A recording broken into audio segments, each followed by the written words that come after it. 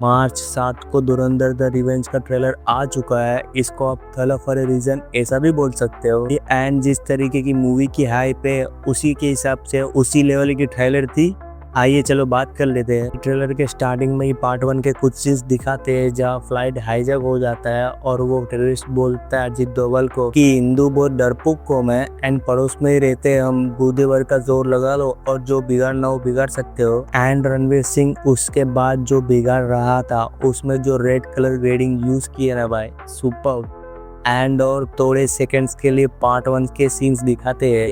अब बता रहे हैं कि क्या बिगाड़ चुका हूँ, बट इसका जब पहली बार मैंने ट्रेलर देखा मुझे ऐसा लगा कि मैं कुछ और तो नहीं देख रहा हूँ, क्योंकि वैसे एडिट करके यहाँ वहाँ की शॉर्ट दिखा के ट्रेलर के नाम पे यूट्यूब पे पोस्ट करते हैं। बहुत सारे लोग ऐसे करते हैं, पहले भी ऐसा मेरे साथ हो चुका है 1-2 बार। अगर आपके साथ भी ऐसा कुछ हुआ तो कमेंट्स में बताना। फिर ट्रेलर थोड़ा आगे बढ़ते मीडिया कुछ न्यूज कवर करती है कि रहमान डकैत मर गए। अब इसके बाद लायरी के सड़कों पे फायरिंग और रॉकेट लॉन्चर के धमाके साफ सुनाई दे रहे हैं। एंड रहमान मरने के बाद लायरी का कौन बनेगा नया बादशाह, मुझे भी पता है कौन बनेगा, आपको भी पता है कौन बनेगा, अपना रणवीर सिंह। अब उसके बाद जिसकी रात सिंह रंगी का फ्लैशबैक स्टोरी दिखाते हैं और वो बहुत इमोशनल होने वाला है। कितनी इमोशनल होने वाली है वो तो आप ये सीन देख के अंदाजा लगा सकते हो। बट इस बार रणवीर सिंह का परफॉर्मेंस नेक्स्ट लेवल होने वाला है। पार्ट 1 में भी बहुत इंटेंस परफॉर्मेंस दी है, बट अक्षय खन्ना ने पूरे सोशल मीडिया में अपने दबदबा बनाए थे। एंड रणवीर सिंह का कैरेक्टर ही वैसा है कि तुमको सब कुछ चुपके करना है, यहाँ की इंफॉर्मेशन इंडिया तक पहुंचानी है। किसी को भी 0.11% का भी अगर डाउट आया तो पहले तो आपको बेरहमी से टॉर्चर करेंगे, फिर सीधा मौत।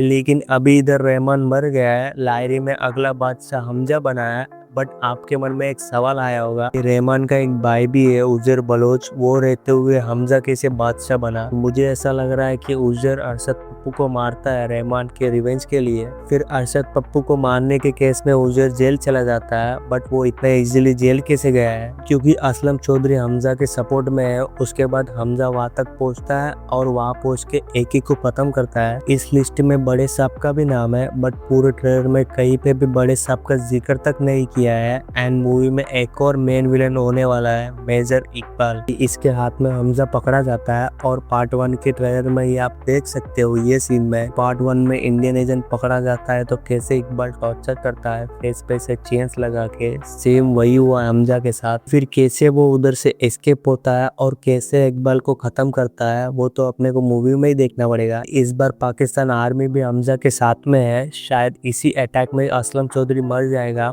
पता नहीं, आई थिंक मर जाएगा। लेकिन असलम चौधरी हमजा के सपोर्ट में है, पर उस पर भरोसा नहीं कर सकते क्योंकि उसको बलोच पीपल से नफरत है और हमजा बलोच बोल के गैंग में घुसा था। बट हमजा के लिए एक और नया एनिमी आ गया है जो कि उस लिस्ट में था नहीं, एंड वो है सारा अर्जुन एस येलिना जमाली। ऐसे गन पकड़ के खड़ी है। अब पता नहीं सामने कौन है, हमजा है कि नहीं, मेरे ख्याल से हमजा ही होगा। एंड आप नोटिस करोगे तो गिरा हुआ सॉन्ग में ऐसे ही सेम एम लगाती है हमजा को, बट ये दोनों का कॉन्टेक्स्ट अलग है। लेकिन पार्ट 2 में ऐसा होने वाला है वो क्लू हमको पार्ट 1 में ही दे दिया है। और पार्ट 1 2 वर्ड्स के ऊपर पूरी मूवी चलती है, नजर और सबर। जैसे कि आपके सामने आपके देश के लोगों को मार रहे हैं, फिर भी आपको कुछ रिएक्ट नहीं करना है, मुश्किल सिचुएशन में शांत रहना है और इंतजार करना है। लेकिन इस बार नजर और सबर नहीं, इस बार हौसला, ईंधन, बदला, इन तीनों वर्ड्स के ऊपर पूरी मूवी चलेगी। इसका मतलब है कॉरेज, फ्यूल, रिवेंज।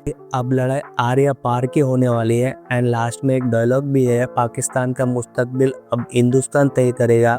मस्त डायलॉग है। और हमजा के सामने बहुत सारे डेंजरस चैलेंजेस है, वो सब चैलेंजेस पूरी करके वापस इंडिया आ पाएगा, वो देखना काफी इंटरेस्टिंग होगा। अगर ओवरऑल ट्रेलर की बात करेंगे तो ट्रेलर बहुत तगड़ा है भाई, एक नंबर। जिस तरीके से पास्ट एंड प्रेजेंट का ट्रांजिशन दिखा है विद म्यूजिक, ओहो मजा आ गया भाई। एंड मूवी का रन टाइम 3 घंटा 55 मिनट है। मेरे हिसाब से आदित्य दर को ये भी टाइम कम पड़ा होगा, मतलब क्या ही डिटेलिंग दिखा दिया। पीक लेवल की डायरेक्शन, पीक लेवल की डिटेलिंग, पीक लेवल की एक्टिंग, बाप रे बाप, 250 करोड़ में 2 मूवी, वो भी इतना बढ़िया। मेरा कोटि कोटि प्रणाम आदित्य दर को। सीखो रे कुछ सीखो, 600-400 करोड़ डाल के भी ऐसा प्रोडक्ट नहीं बना तो आदित्य दर ने 250 करोड़ में 2 मूवीज दे दिए। इसमें VFX 1% फेक नहीं लगते कहीं पे भी नहीं। मैं तो बोलता हूँ अच्छा हुआ टॉक्सिक पोस्टपोन हो गया, वरना ओवरसीज बुकिंग में जो हालत हुई थी वही सेम यहाँ पे रिपीट होती। एंड कोई तो बोल रहा था कि इसको US 16 का सर्टिफिकेट मिला है, कौन था वो? इसको तो पक्का 18+ सर्टिफिकेट मिलेगा। अब